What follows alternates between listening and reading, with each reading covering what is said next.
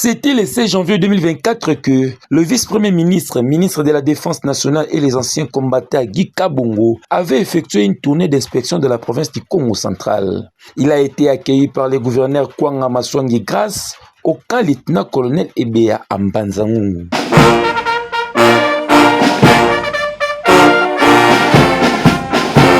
Là où il a pu constater l'état des sites abandonnés, les entrepôts négligés ainsi que les bâtiments administratifs. Il avait profité dans les mêmes occasions d'écouter les doléances des épouses militaires après leur avoir apporté les pannes.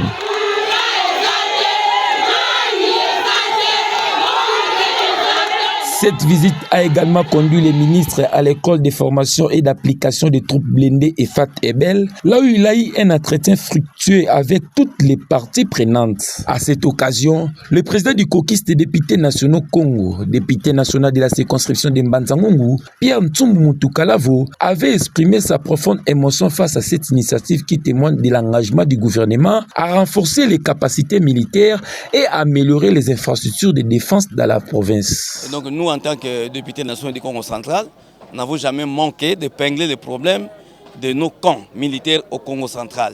Et vous savez, dans chaque ville à peu près, nous avons un camp. À Mbanzangungu, bientôt Tomangadio, à Songololo, nous irons à Matadi, partout jusqu'à Banana, il y a des camps qui sont là.